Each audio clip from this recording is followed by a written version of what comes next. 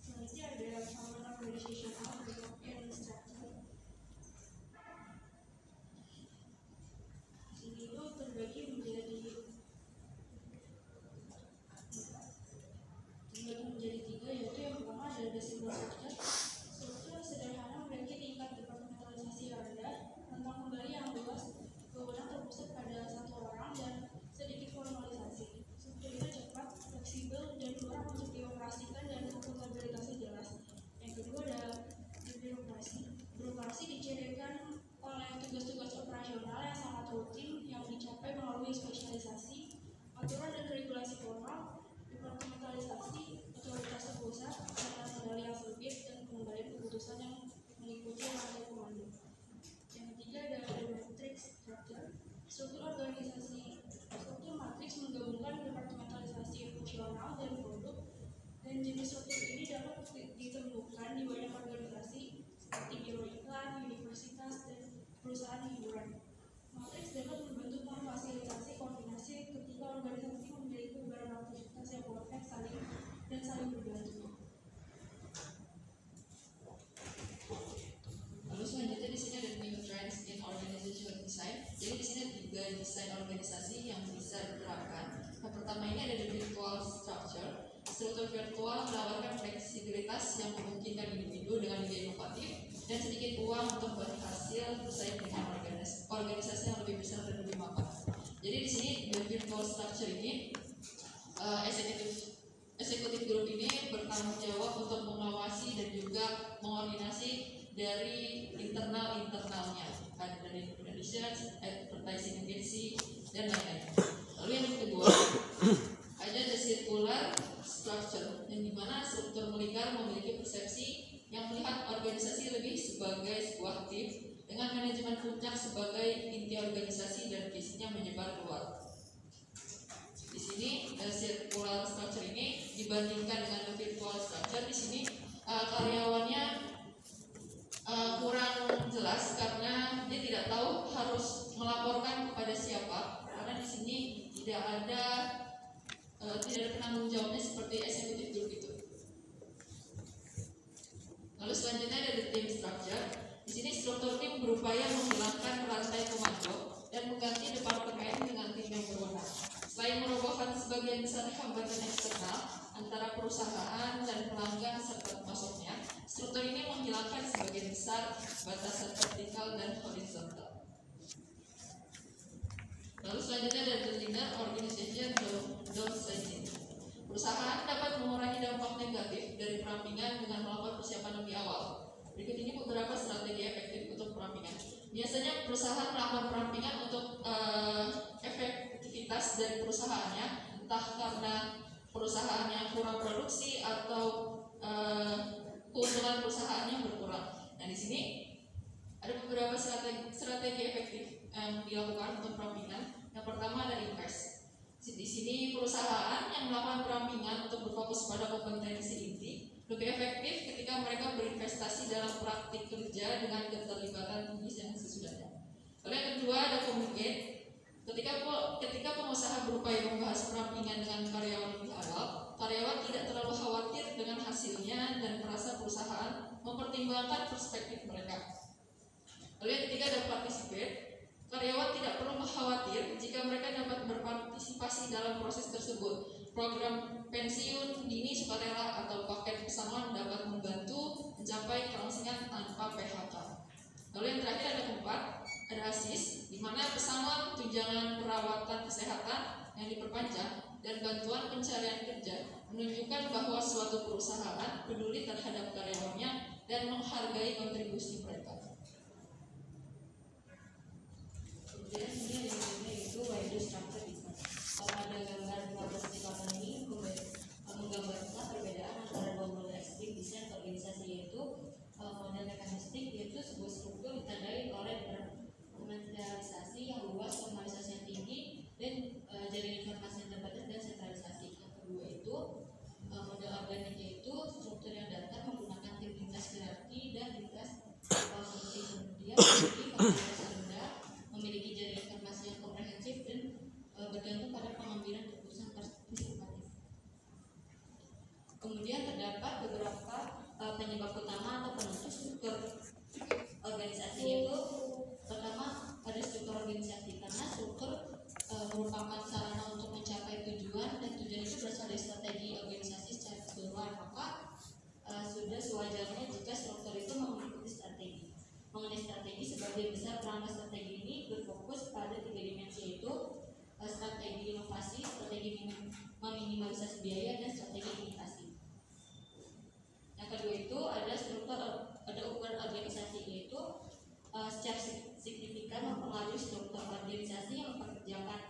2.000 orang atau lebih itu cenderung memiliki lebih banyak spesialisasi, lebih banyak departementalisasi, dan lebih banyak level vertikal, serta lebih banyak aturan dan regulasi daripada organisasi kecil.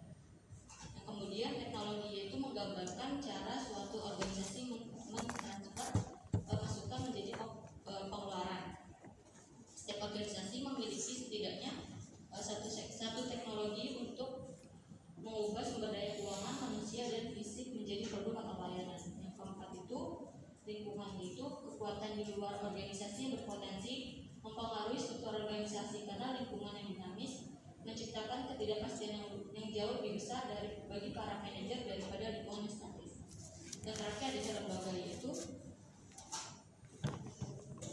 faktor budaya bertindak sebagai pedoman perilaku yang tepat, terutama faktor-faktor yang mungkin tidak mengarah pada konsekuensi adaptif dan menyebabkan banyak organisasi memiliki struktur serupa. Ya, stop dulu.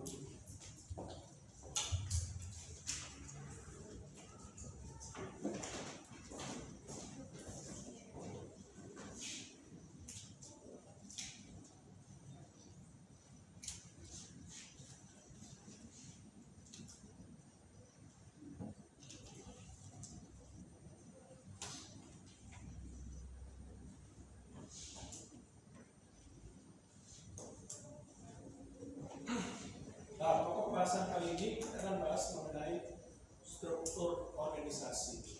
Kalau kita bicara struktur organisasi, maka tidak terlepas dari organisasi itu sendiri. Nah, namanya organisasi berarti kumpulan dua orang atau lebih yang saling bekerja sama, berkoordinasi, dan memiliki batasan-batasan yang relatif untuk mencapai tujuan bersama. Nah, namanya organisasi terdiri dari dua orang atau lebih, maka harus diatur. Nah, bagaimana mengatur organisasi agar nantinya jangan sampai tumpang tindih terhadap pekerjaan, terhadap kewenangan, terhadap kewajiban, terhadap kekuasaan atau otoritas. Maka diciptakanlah struktur organisasi. Nah, menciptakan struktur organisasi ini berarti struktur organisasi jangan dinilai seperti benda mati, tidak mengalami perubahan. Namanya struktur organisasi bisa mengalami suatu perubahan, seperti penambahan bagian dalam struktur organisasi. Semakin perusahaannya itu semakin luas, semakin berkembang, banyak perusahaan-perusahaan cabangnya, dia membuka bisnis yang lain atau unit bisnis yang lain, pasti struktur organisasinya akan mengalami perubahan. Nah, struktur organisasi ini tidak seperti benda mati, bisa mengalami suatu perubahan. Nah, perubahan struktur organisasi disebabkan pertama size. Size ini apa? Ukuran.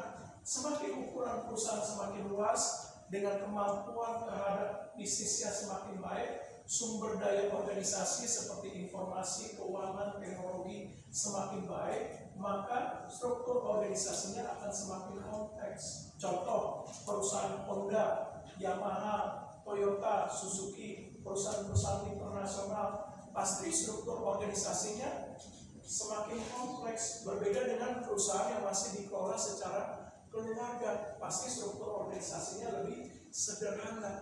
Nah, ini contoh struktur organisasi bisa mengalami perubahan berdasarkan dari nilai ukuran size.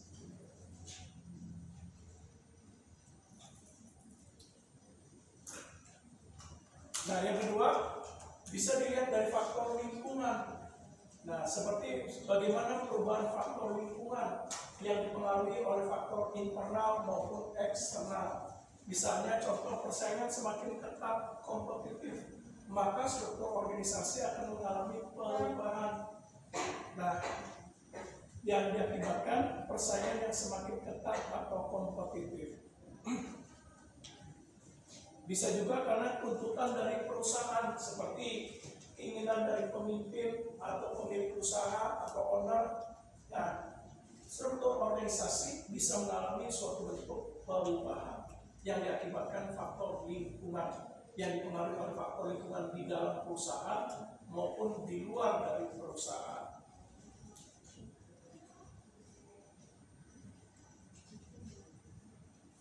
Nah, selanjutnya strategi. Nah, strategi yang diciptakan perusahaan juga akan mempengaruhi mempengaruhi terhadap struktur organisasi.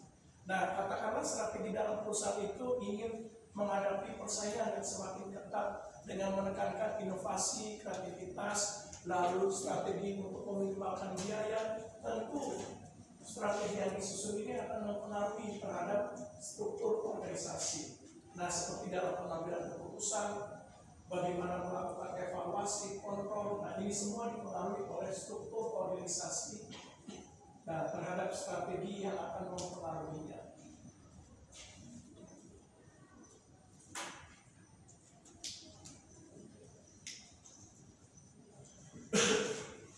Nah, begitu juga kelembagaan.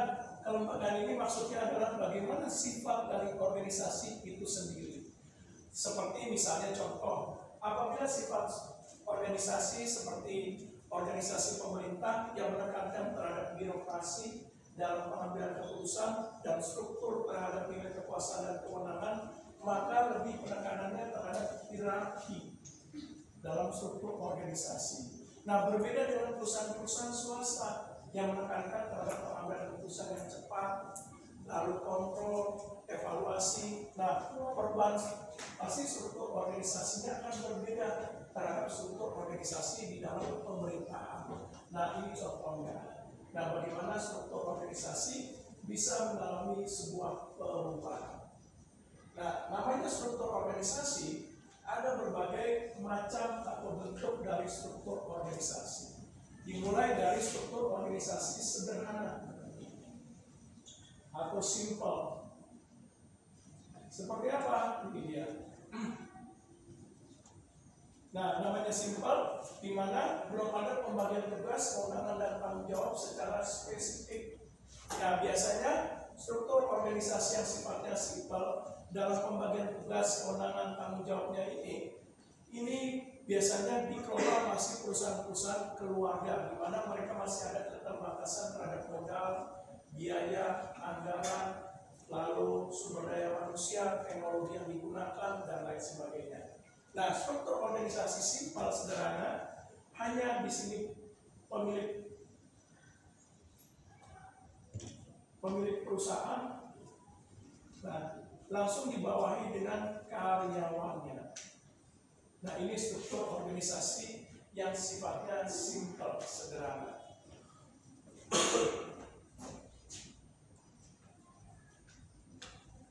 Lalu ada struktur organisasi berdasarkan faktor geografi atau pertimbangan faktor wilayah.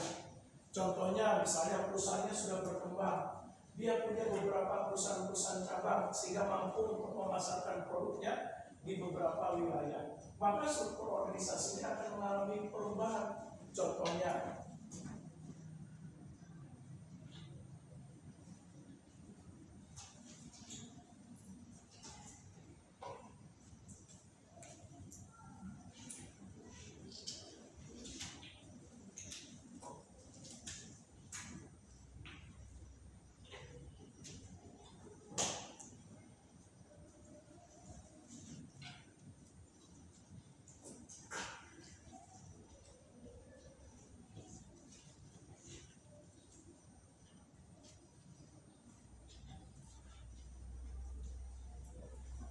nah, ini contoh berdasarkan dari area wilayah atau geografis.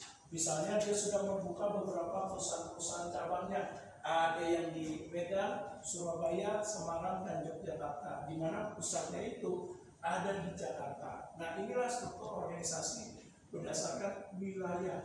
Bagaimana perusahaannya itu mengoperasikan kegiatan bisnisnya atau melakukan kegiatan pemasarannya di beberapa area-area yang dilakukan dalam memperluas nilai akses daripada pasar berdasarkan dari tinjauan wilayah atau pertimbangan faktor geografis.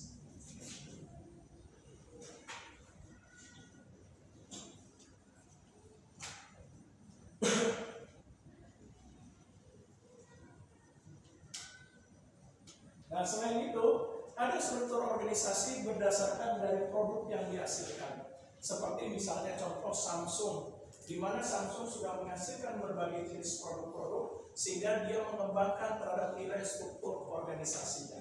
Nah, contohnya seperti ini. Misalnya saya ambil Samsung.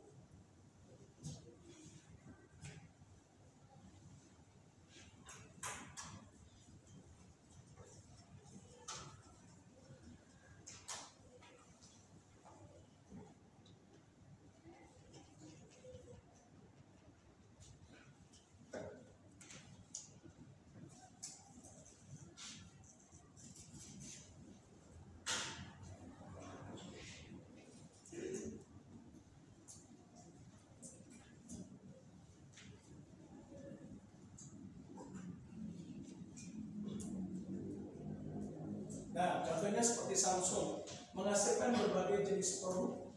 Ada yang HP, komputer, TV smart, kulkas, DVD. Nah, inilah struktur organisasi berdasarkan dari jenis produk yang dihasilkan.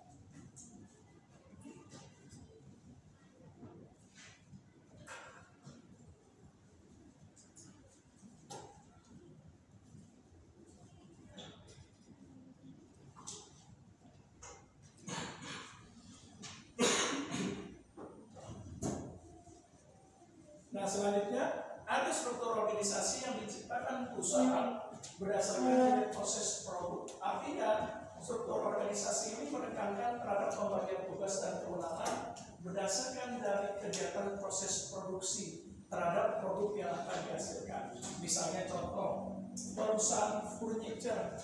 Nah, saya ambil misalnya perusahaan Columbia. Nah, perusahaan yang bergerak di bidang furniture. Nah, ketika perusahaan Columbia menghasilkan suatu produk furniture, entah itu kursi, meja, lemari, tempat tidur, dan lain sebagainya, maka nilai proses produksi akan dilakukan dalam struktur organisasi. Seperti apa nih? Pertama,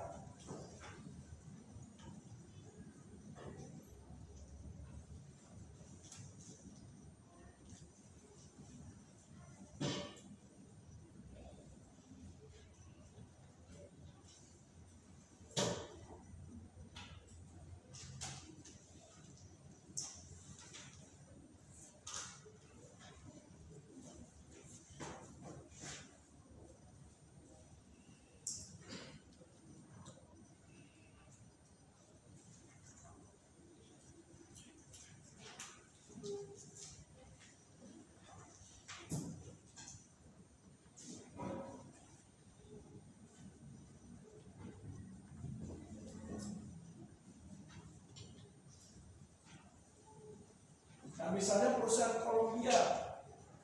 Nah, perusahaan Columbia membuat struktur organisasi berdasarkan proses produk atau proses perakitannya, dimulai dari pemotongan kayu, pengecetan kayu, desain pembuatan furniture, sampai kepada produk jadi untuk menghasilkan meja, kursi, lemari, atau tempat tidur. Nah, inilah contoh dari nilai proses produk atau perakitan.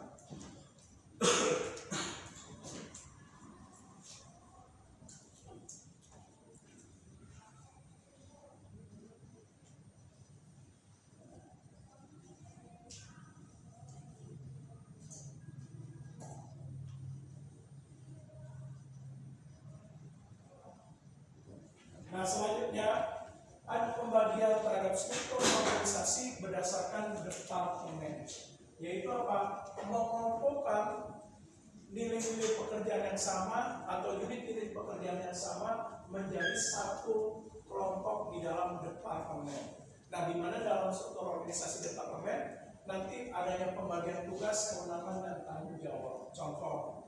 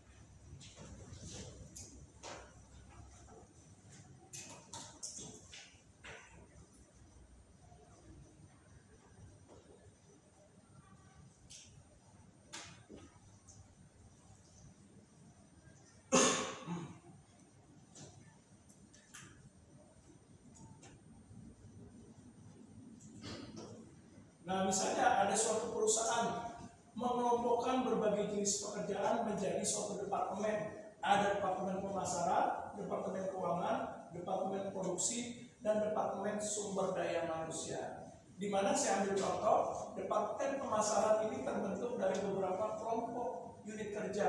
Ada yang penjualan, promosi, dan digital marketing. Nah, mereka dikelompokkan ke dalam satu kelompok nilai pekerjaan yang sama, yaitu masuk ke departemen pemasaran.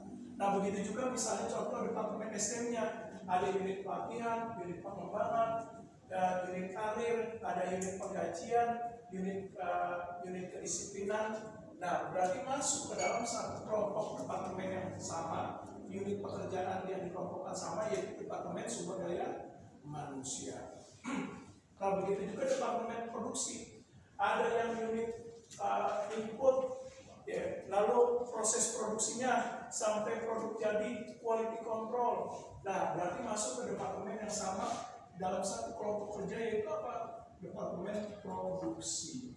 Nah, begitu juga di dalam keuangan, ada yang menginput pajak, audit pajak, ada yang menginput laporan keuangan kas, utang, piutang, lalu ada yang menginput nilai aset perusahaan. Berarti masuk ke dalam satu departemen yang sama. Departemen apa? Yaitu departemen keuangan. Nah, ini contohnya.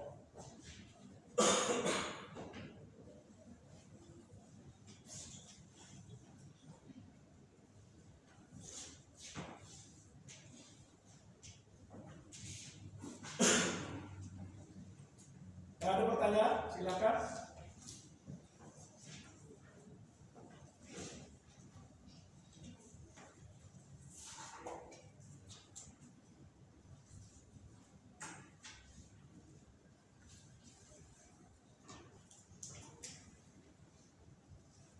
Lalu ada struktur organisasi berdasarkan hierarki. Ada yang tahu apa itu struktur organisasi hierarki? Silakan, ada yang mau ngasih pendapat?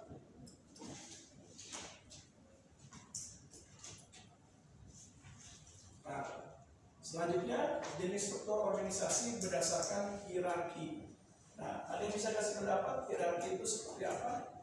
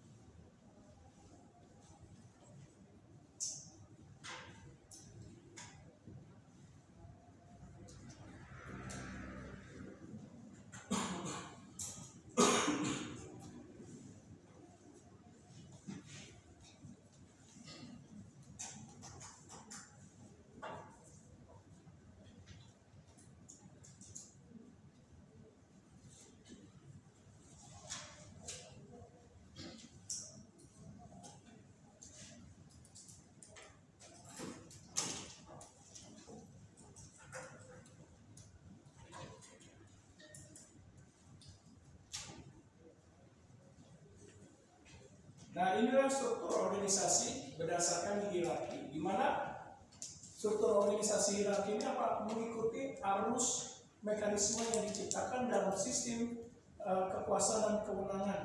Nah, di mana mengatur bagaimana pembagian kewenangan, tugas, dan tanggung jawab. Nah, ini yang diatur dalam struktur organisasi hierarki. Nah, contohnya apa? Misalnya di departemen. Nah, di departemen pemerintah seperti departemen dalam negeri. Nah, biasanya kan struktur organisasinya hierarki.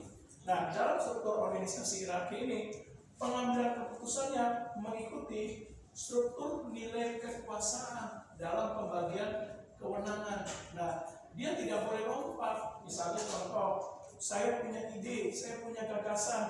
Ide dan gagasan saya tidak bisa saya langsung implementasikan. Saya harus lapor dulu, izin dulu ke manajer. Nah, sesudah manajer baru izin lagi ke tingkatan yang lebih tinggi sampai kepada pimpinan utama. Nah, inilah struktur organisasi hierarki.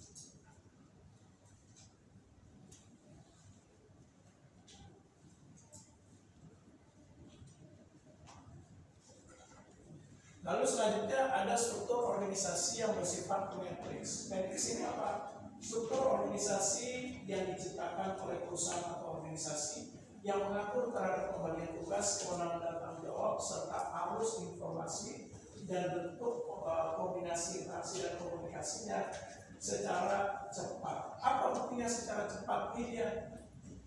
Nah, pimpinan utama, ketika ada masalah, maka pimpinan yang di bawah ini bisa langsung mengkomunikasikan kepada atas.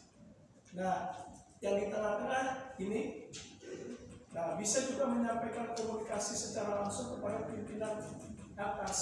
Nah, berarti apa? Struktur organisasi matriks ini lebih menekankan terhadap bentuk komunikasi yang lebih fleksibel, pengambilan keputusan yang cepat, melakukan koordinasi dan interaksi yang lebih cepat. Nah, sehingga kontrol dan pengawasan bisa dilakukan secara lebih cepat. Nah, struktur organisasi matriks ini ada nilai tantangannya, yaitu apa? Kalau struktur organisasi matriks ini diciptakan, maka untuk menciptakan mekanisme struktur organisasi ini bisa diterapkan dengan baik, berarti apa? Orang-orang yang ada di dalamnya, yang ditempatkan, mereka harus memiliki kualitas yang baik dalam hal menjalankan terhadap struktur organisasi matriks. Nah, mereka harus punya kualitas yang sama, yang seimbang, supaya menjalankan struktur organisasi matriks ini bisa dengan efektif. Karena kenapa? Karena pengambilan keputusan dalam matriks ini sangat cepat.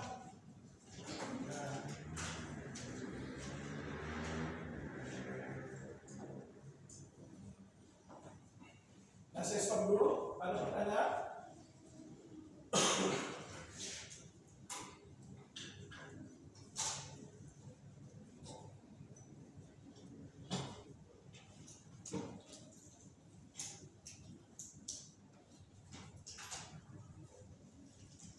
Ada struktur organisasi berdasarkan nilai elektronik. Ada yang tahu?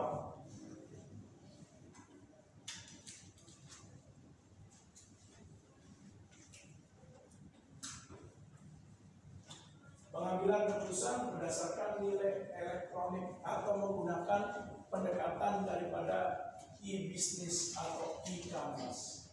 Nah, struktur organisasi elektronik ini mereka di sini menggunakan medianya apa? Teknologi informasi yang diciptakan dan dikembangkan perusahaan. Teknologi informasi ini akan digunakan untuk bagaimana mengatur setiap departemen atau unit kerja yang ada dalam perusahaan berdasarkan mekanisme struktur organisasi yang diciptakan. Nah, ini contohnya. Nah, yang di tengah ini teknologi informasi yang dirancang seperti apa yang digunakan untuk mengelola struktur organisasi. Ini dinamakan struktur organisasi elektronik atau disebut sebagai virtual. Nah, ini dia. Elektronik atau virtual.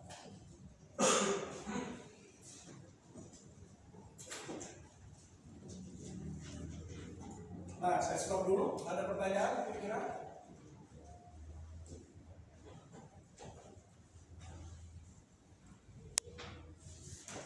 Nah, kalau tidak ada, namanya bicara struktur organisasi, bagaimana perkembangan terhadap struktur organisasi? Misalnya contoh, pada saat COVID-19, pasti banyak perusahaan yang melakukan perubahan terhadap struktur organisasi. Kalau sedang COVID, apa yang dilakukan dalam perubahan struktur organisasi ini? Kira-kira? Nah, coba nih, dalam awal, kalau dalam COVID apa? Kalau kamu? Berubah struktur organisasi. Iya.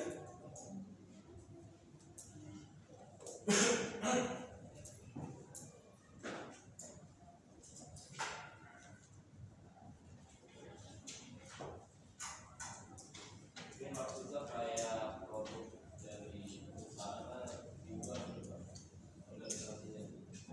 Oke, kalau dalam situasi, kondisi, keadaan atau lingkungan bisnis yang dialami perusahaan secara tidak baik sehingga mempengaruhi kondisi dan keberadaan perusahaan, seperti dalam memperoleh keuntungan revenue, dalam memperoleh pendapatan, dalam memperoleh tingkat penjualan, akan mengalami perubahan terhadap struktur organisasi. Nah, ketika perusahaan mengalami suatu kondisi yang tidak menyenangkan, seperti keuntungan perusahaan atau profit perusahaan menurun, tingkat pendapatan dan penjualan, maka struktur organisasinya biasanya dilakukan perampingan.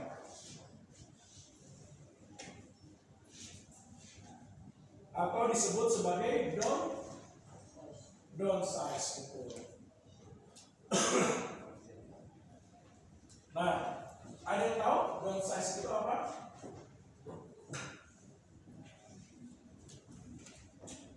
Downsize mungkin yang membuat departemen atau divisi yang nggak penting, Pak. Oke, betul. Nah, downsize itu cirinya pertama meng-cutting. Meng-cutting itu memotong, meniadakan, menghapus mana departemen atau unit-unit yang tidak lagi dinilai menguntungkan bagi perusahaan. Biasanya akan dihilangkan atau ditiadakan. Nah, departemen-departemen yang lain yang masih ada biasanya dikelompokkan ke dalam satu departemen. Jadi struktur organisasinya lebih sederhana karena mengalami perampingan. Nah, ini dia struktur organisasi downsize. Nah, biasanya walaupun ada perampingan dalam struktur organisasi berdasarkan downsize, downsize ini memiliki nilai keunggulan atau manfaatnya. Nah, kira-kira struktur organisasi downsize itu keunggulannya apa sih dibandingkan dengan penambahan terhadap struktur organisasi? Ada yang bisa kasih pendapat? Nah, downsize itu penambahannya perampingan struktur organisasi, manfaatnya seperti apa sih downsize?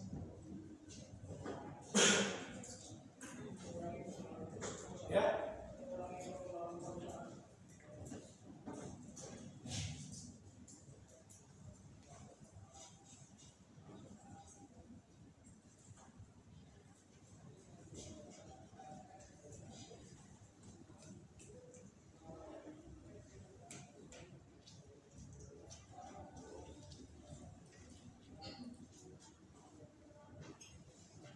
ya betul. Nah, seperti yang tadi sudah dikatakan, downsize itu memiliki keunggulan pengurangan pembiayaan. Kenapa? Karena organisasinya mengalami perampingan. Beberapa departemen unit yang tidak menguntungkan yang dipilih perusahaan akan mengalami pemangkasan atau pemotongan. Sehingga apa? Sehingga perusahaan bisa mengurangi pembiayaannya terhadap kegiatan dan aktivitas bisnis yang dilakukan. Seperti contoh yang tadinya dia harus membiayai suatu unit di dalam struktur organisasi atau departemen, karena adanya perampingan maka anggarannya bisa diefisiensikan. Nah, ini dia contohnya. Lalu apalagi mekanisme bisa lebih efektif karena kenapa? Struktur organisasinya dibuat lebih rapi, lebih sederhana, sehingga struktur daripada organisasi dalam melakukan kegiatan dan aktivitas bisnisnya bisa lebih efektif dalam melakukan apa? Koordinasi, komunikasi, arus informasi, dan lain sebagainya. Nah, selanjutnya manfaatnya apa lagi nih? Struktur organisasi downsize.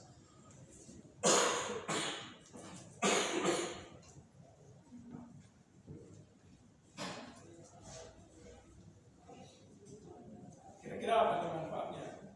Kalau struktur organisasi downsizing atau downsize,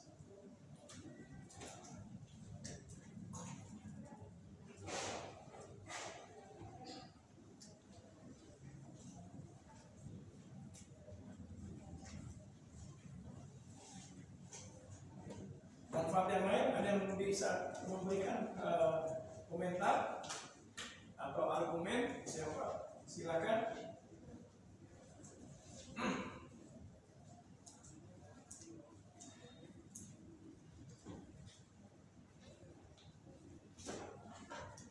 Nah, coba anggapannya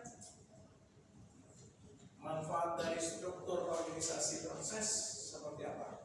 Tadi sudah kita bahas mekanisme menjadi lebih efektif, pengurangan pembiayaan, lalu apa lagi?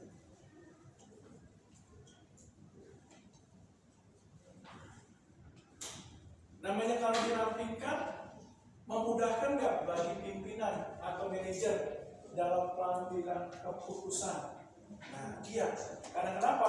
Dia tidak perlu lagi untuk melakukan analisis yang lebih mendalam ke departemen-departemen yang lain, karena departemen tersebut sudah dipotong, dirampingkan, dan disederhanakan, berarti pengambilan keputusannya bisa lebih cepat.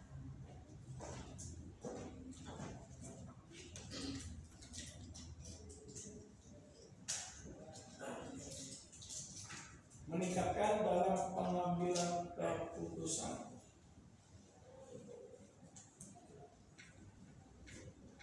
Nah, lalu apa lagi manfaat downsize?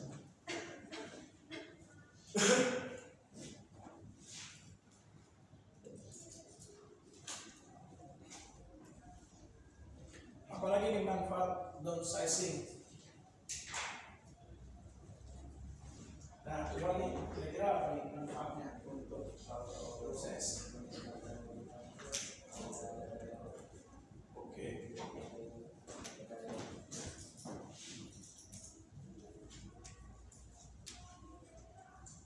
Jangan lupa, downsizing bisa meningkatkan lebih efektif terhadap pengawasan. Kenapa pengawasannya bisa lebih efektif? Lebih gampang untuk melakukan pengawasan. Karena ada beberapa struktur organisasi yang dipangkas, yang diringkas, atau yang dipotong, sehingga menyebabkan struktur organisasinya menjadi lebih simpel, sederhana. Nah, kalau lebih sederhana, berarti setiap departemen lebih mudah untuk para manajer dilakukan pengawasannya. Nah, tidak seperti perusahaan yang struktur organisasinya lebih kompleks, seperti misalnya hierarki. Nah, inilah keunggulan dari downsizing.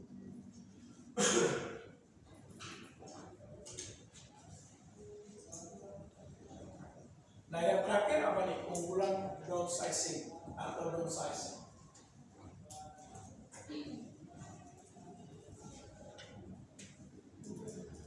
Kalau struktur organisasinya menjadi ramping, banyak misalnya departemen unit kerja yang dipangkas dan beberapa digabungkan ke departemen yang lain.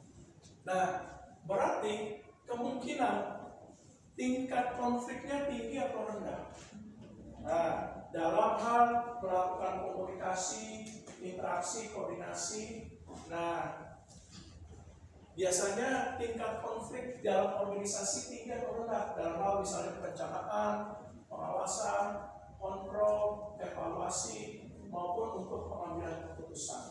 Pasti tingkat konfliknya akan lebih rendah. Karena kenapa? Karena orang-orang yang ada dalam organisasi menjadi semakin lebih sedikit. Nah, ini dia.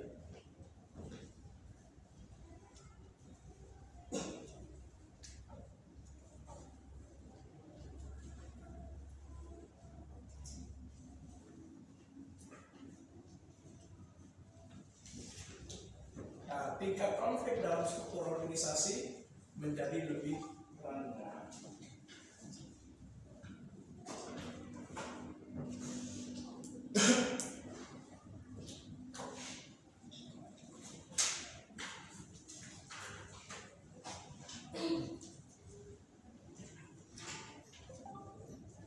Nah, selanjutnya, kalau struktur organisasinya mengalami penambahan perluasan, contoh misalnya baru buka perusahaan, kan biasanya kalau buka usaha seperti ini, tapi ketika usahanya dia sudah berkembang, dia menciptakan struktur organisasi yang lain.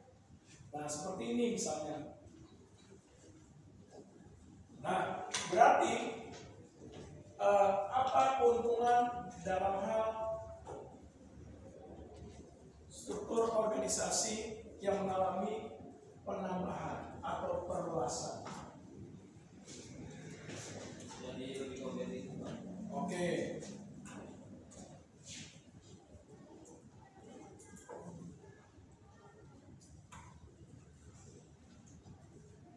Dengan penambahan struktur organisasi akan menjadi lebih kompetitif, benar. Seperti namanya menambah struktur organisasi, menambah departemen dan unit kerja, maka mereka bisa bersaing dalam hal mengembangkan ide, gagasan, kreativitas, dan inovasi untuk meningkatkan perusahaan dalam kinerja, pencapaian tujuan, produktivitas, dan performa.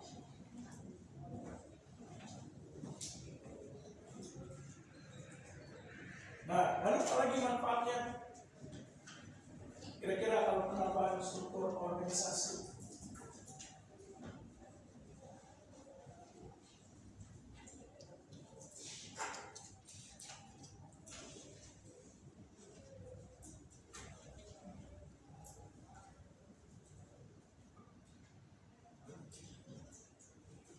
Jangan lupa, kalau orang terlibat dalam struktur organisasi, biasanya kaya nggak terhadap ide, terhadap gagasan, terhadap alternatif dalam pengambilan keputusan. Iya, nah sehingga nanti pimpinan bisa mempertimbangkan hal tersebut untuk mengambil setiap ide, gagasan atau alternatif dari keputusan yang lebih baik. Nah, ini dia keunggulannya.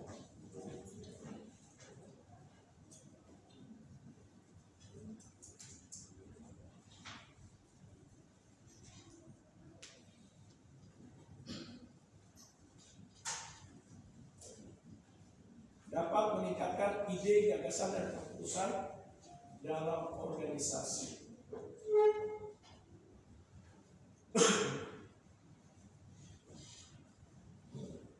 Nah, selanjutnya apa nih manfaatnya kalau terjadi penambahan terhadap struktur organisasi atau mengalami perluasan?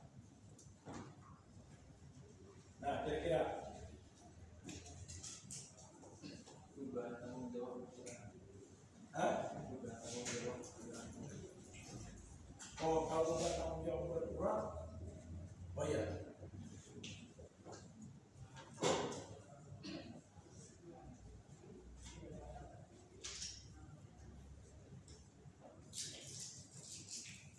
Nah, selanjutnya struktur organisasi yang mengalami penambahan dapat meningkatkan nilai spesialisasi pekerjaan. Nah, orang bisa ditempatkan di dalam suatu departemen atau unit kerja berdasarkan kemampuan keterampilan. Nah, sehingga dia akan semakin terasah agar kemampuan tersebut. Misalnya contoh, Darmawan Arif punya kemampuan dan keterampilan dalam digital marketing, maka akan ditempatkan di dalam departemen pemasaran. Unitnya digital marketing. Nah, dengan ditempatkan digital marketing, maka Darmawan Arif bisa meningkatkan kemampuan dan keterampilannya lebih terasah lagi. Nah, ini dia.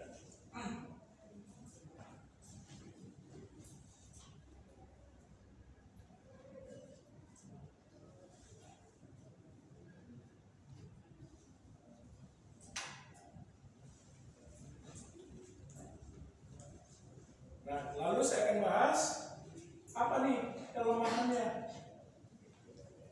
Nah, dimulai dari kelemahan downsizing. Tadi kita bahas tentang keunggulannya. Nah, kelemahan downsizing itu apa? Namanya struktur organisasi yang dirampingkan, berarti kira-kira menambah nggak nilai pekerjaan? Yang tadinya misalnya kalian melakukan satu tugas, aktivitas, satu nilai kewenangan, yaitu sebagai staf administrasi. Tapi staf administrasinya itu sekarang dirampingkan, digabung menjadi staf dengan produksi. Nah, kalian mengurusi juga tuh administrasi produksi, ngecek barang, ngecek barang masuk, barang keluar, berapa barang yang tersedia di gudang. Pasti karyawan bergumam, wah lama lagi bukan kerja, bos ada aja, udah administrasi saya di bagian umum, sekarang dimasukin ke administrasi bagian produksi. Capek nih, pulang harus malam, belum lagi ngecek gudang, ngecek barang keluar, nah, ngecek invoice, yaitu barang yang keluar harus dicek dulu dengan surat-suratnya pas atau enggak. Bos mah ada aja dah. Nah, berarti apa nih kelemahannya? Ya, meningkatkan atau menambah beban kerja. Iya, kalau menambah beban kerja bisa tambah stres. Contoh, udah pekerjaannya meningkat, nah ditambah biasanya perusahaan males tuh untuk menambah kesejahteraan, betul gajinya. Sama-sama administrasi kan, satu administrasi umum, satu administrasi di produksi. Ngapain saya gaji lagi? Udah aja gajinya disamakan. Nah, kewenangannya ditambah, beban kerjanya ditambah, tugasnya ditambah, tapi ini kesejahteraannya tidak ditambah. Kalau begitu apa? Meningkatkan beban kerja yang bisa menimbulkan stres. Akibat terjadi ketidakseimbangan quality work life, yaitu keseimbangan hidup dalam pekerjaan.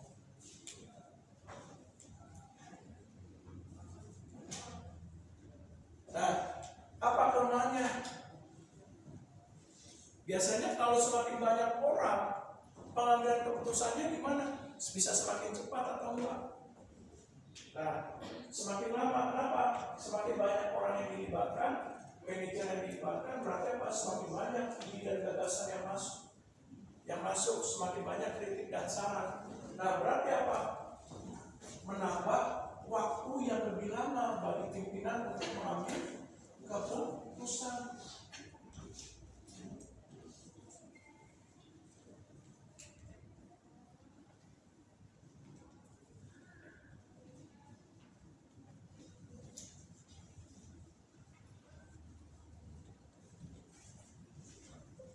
Nah, lalu kelemahan apa nih? Tadi, kalau keputusannya sudah diambil, departemennya katakanlah banyak, seperti Unilever, katakanlah perusahaannya yang sudah perusahaan berkembang, go internasional, punya beberapa unit-unit bisnis dan juga sudah membuka perusahaannya di beberapa negara, seperti contohnya di Indonesia. Nah, biasanya kalau perusahaan seperti itu tingkat pengawasan kontrolnya, nah bagaimana? Lebih rumit atau lebih sederhana? Lebih rumit, lebih kompleks, betul.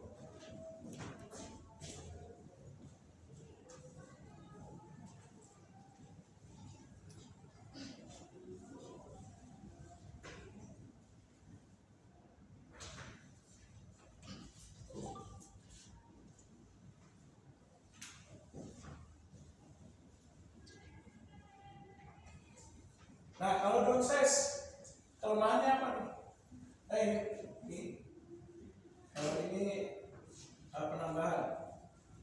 Ini downsize, sorry. Kalau penambahan, kelemahannya apa nih?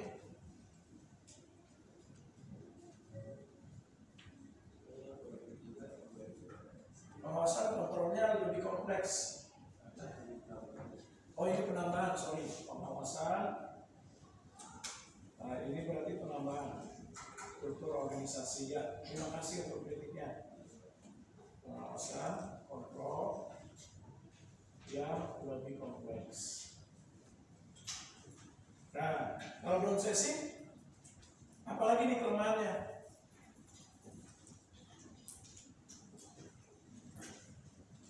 Menambah beban kerja, waktu dalam pengambilan keputusan.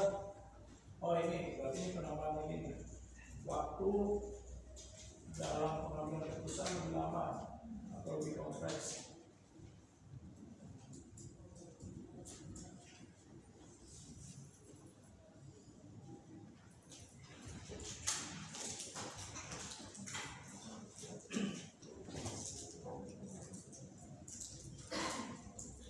Nah, kalau penambahan apa?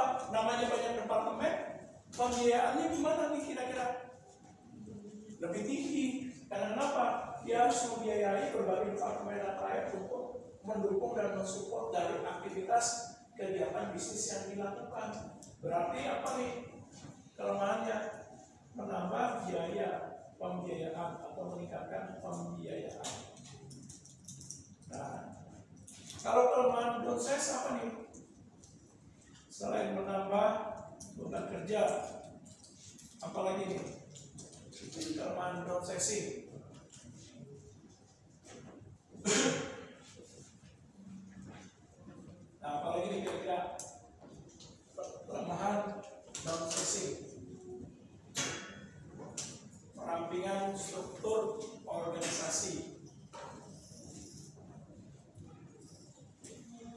Nah, namanya menambah beban kerja yang tadinya kalian sudah menguasai, misalnya administrasi di bagian pemasaran, sekarang pimpinan melakukan perampingan.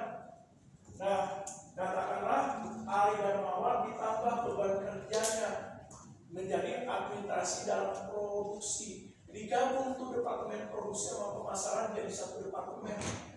Nah, kalau seperti itu berarti itu untuk serba bisa kan? Ya, betul.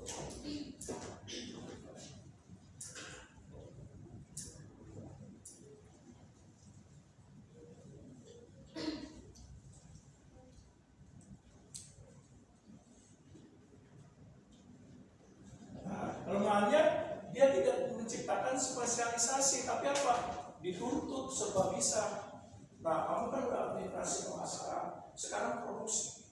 Nah, dia harus bekerja dengan cepat beradaptasi supaya bisa menyelesaikan berbagai beban pekerjaan.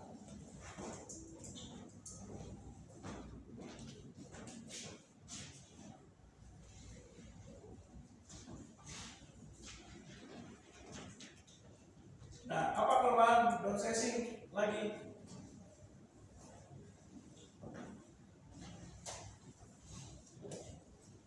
Kira-kira ya, silakan.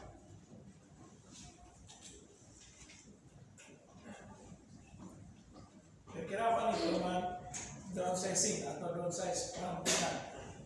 Menambah beban kerja, meningkatkan dituntut serba bisa dalam kemampuan, apalagi itu.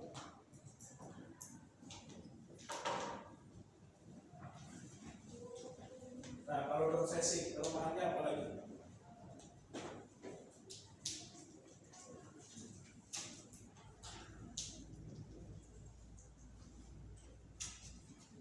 Nah, namanya downsizing dirampingkan sehingga orang-orang yang bekerja dalam perusahaan menjadi semakin sedikit. Berarti apa nih? Pengambilan keputusannya biar cepat, ide dan gagasannya semakin banyak atau semakin sedikit? Sedikit, ya.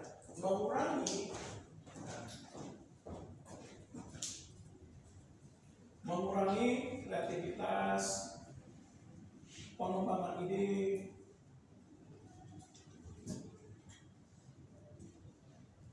lalu inovasi dalam pengambilan keputusan. Nah, ini dia.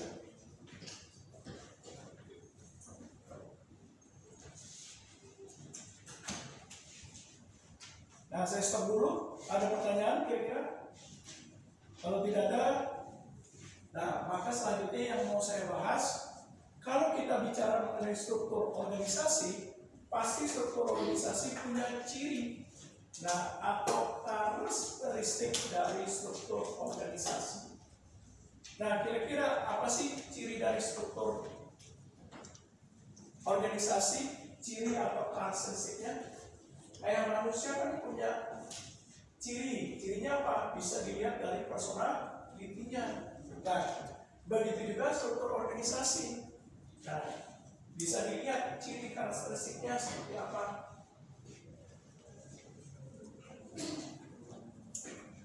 Nah, dalam struktur organisasi tadi saya sudah bahas, ada garis yang seperti ini, ada garis seperti ini. Nah, apa tuh?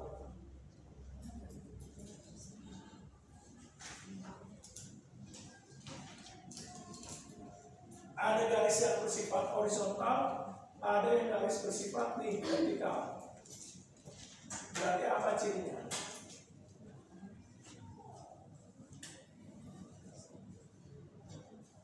Jangan lupa ada span of control. Nah, bagaimana kewenangan, kekuasaan itu diatur dalam hal apa nih? Kalau garis panjang ini apa? Untuk kerjasama, koordinasi dalam suatu departemen atau unit kerja. Nah, kalau atasnya span of controlnya, yaitu mengatur bagaimana pembagian kewenangan, tugas dan tanggung jawab dalam pekerjaan atau dalam posisi dalam struktur organisasi. Nah, ini untuk span of control. Nah, kalau apalagi struktur organisasi ciri berikutnya, Nah, misalnya tadi ada gini.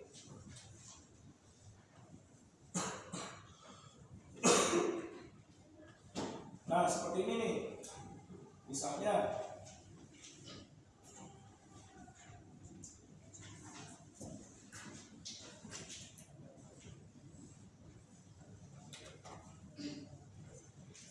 nah, biasanya menceritakan apa nih? Oke, struktur organisasinya menceritakan siapa yang memegang kekuasaan penuh dalam organisasi yang bersifat sentralisasi. Nah, di mana siapa yang menjadi pucuk pimpinan utama dalam perusahaan yang bertanggung jawab sepenuhnya dalam pengambilan keputusan. Nah, dia yang memegang otonomi atau kekuasaan tertinggi dalam suatu organisasi.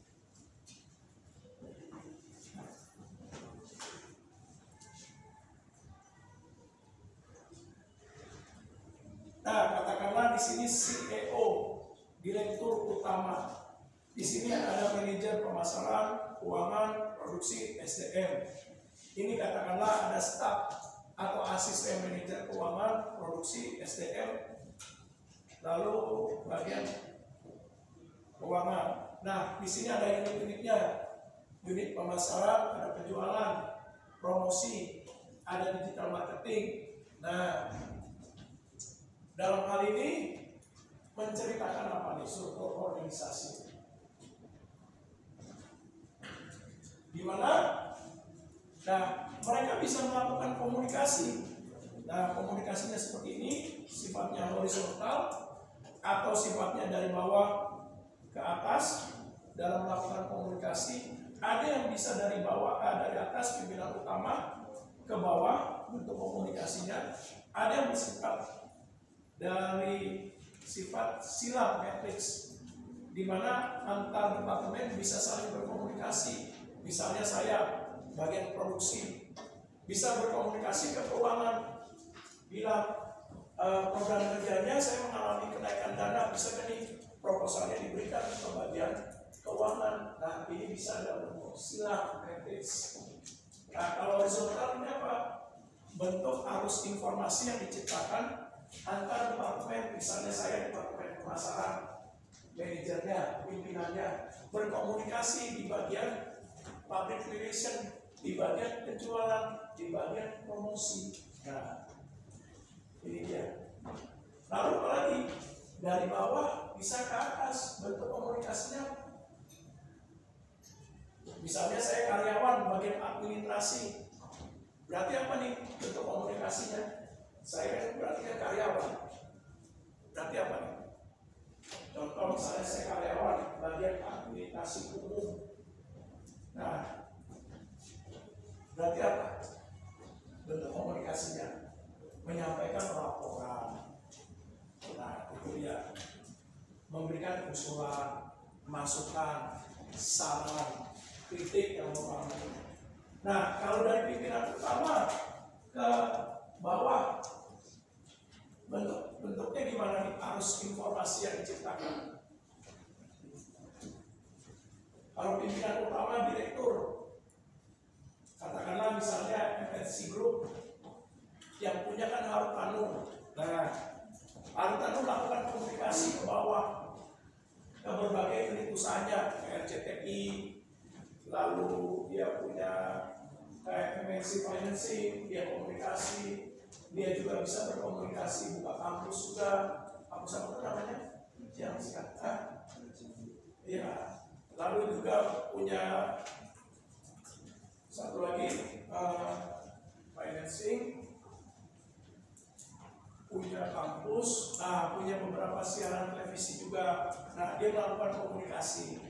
Nah, berarti bentuknya gimana?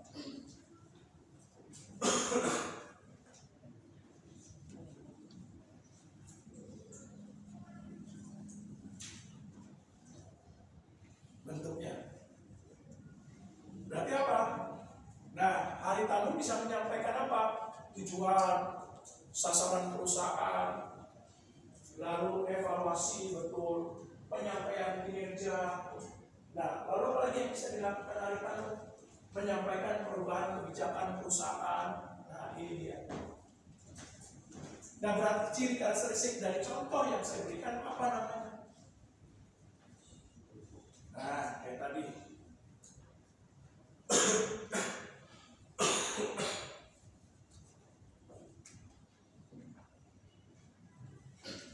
Apa namanya?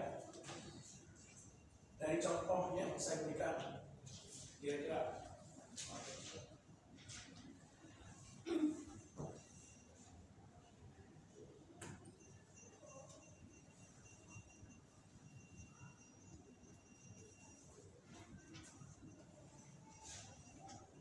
Nah, bentuk komunikasi dalam struktur organisasi.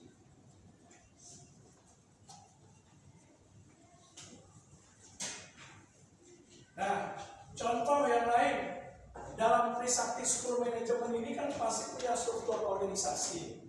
Katakanlah misalnya contoh, saya dipercaya untuk mengawasi terhadap kegiatan kemahasiswaan. Suatu saat Ali Darmawan sebagai ketua badan eksekutif mahasiswa. Nah, pengen bikin acara. Nah, yaitu pentas seni. Nah, proposalnya sudah buat, lalu diserahkan ke saya. Lalu saya bilang, ya sudah, Ali Darmawan, proposal saya terima, saya baca. Nah, kamu laksanakan saja. Saya kasih tugas dan kewenangan untuk mempercayakan pensi. Mengenai proposal ini sebagai penambahan biaya untuk acara pensi, maka saya akan diskusikan kembali ke Kepala Biro Keuangan Trisakti School Management. Nah, saya percayakan udah laksanain dulu aja tugaskan. Nah, saya kasih SK-nya. Nah, nanti anggarannya biar saya handle, saya komunikasikan. Anda laksanakan tugasnya aja. Saya kasih surat keputusan supaya bisa melaksanakan tugas dari acara pentas seni yang akan diselenggarakan. Nah, apa nama ciri dari struktur organisasinya? Apa namanya?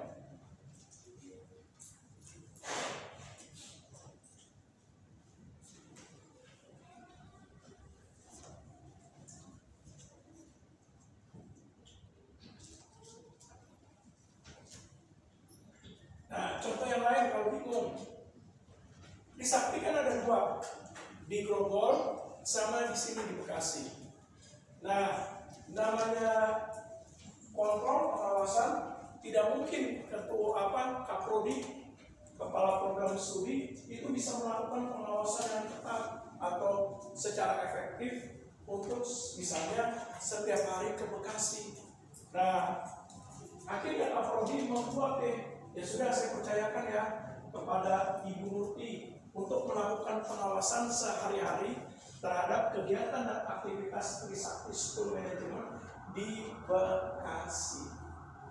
Nah, lalu Pak Prodinya bilang, ini surat keputusan yang saya berikan.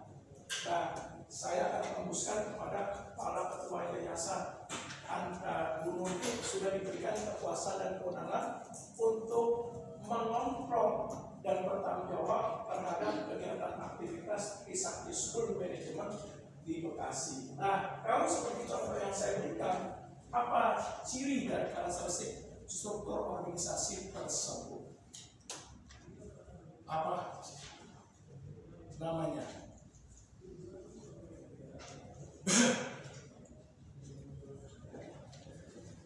Nah, saya udah kasih contoh tuh, cerita apa namanya?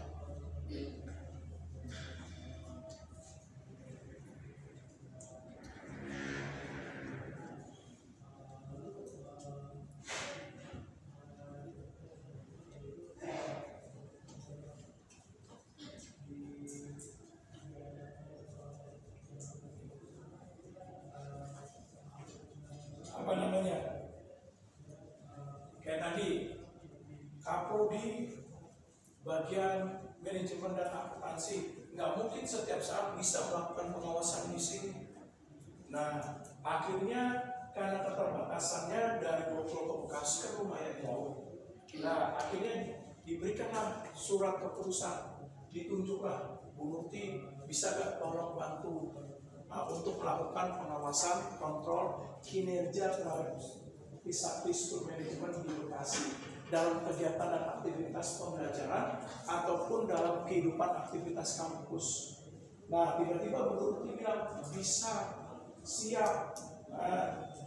Oke, kalau begitu saya keluarkan surat keputusan ya. Surat keputusan itu akan saya tembuskan ke ketua yayasan. Nanti setelah beberapa hari atau beberapa minggu nanti ada tanggapan dari ketua yayasan. Nah, Ibu Nurti nanti tunggu saja keputusannya. Nah, ternyata keputusannya keluar, diterima. Akhirnya Bu Nurti sebagai pengawas kepala harian dari Trisakti School Management di Bekasi. Nah, kalau seperti itu, apa ciri karakteristik dari struktur organisasinya? Nah, jangan lupa, yaitu pendelegasian kewenangan. Nah, dalam struktur organisasi ada pendelegasian kewenangan.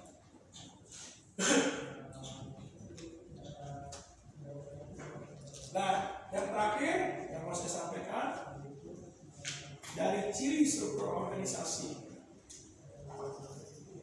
Nah, akhirnya Bu Nurti dikasih kewenangan lebih. Bu, selain sebagai kepala pengawas harian Trisakti School Management, saya berikan kewenangan tambahan. Ini surat SK yang baru.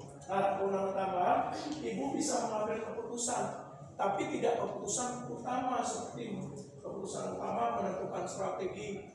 Nah, enggak, tapi keputusan yang harian. Contohnya, kalau suatu waktu Trisakti School Management butuh jumlah kertas yang lebih banyak untuk UTS, nggak perlu lagi lapor ke pusat telepon. Nah, Bu Nurti sudah bisa mengambil kewenangan misalnya. Nah, apa namanya? Nah, misalnya keputusan-keputusan yang tidak utama, Bu Nurti bisa mengambil keputusan yang tadi apa ya Pak? Oke, desentralisasi, betul.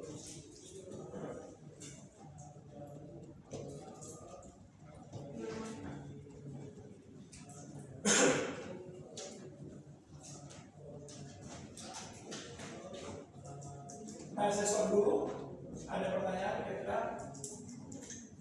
Kalau tidak ada, silakan. Kalau nggak ada, ya kelompok lanjutkan.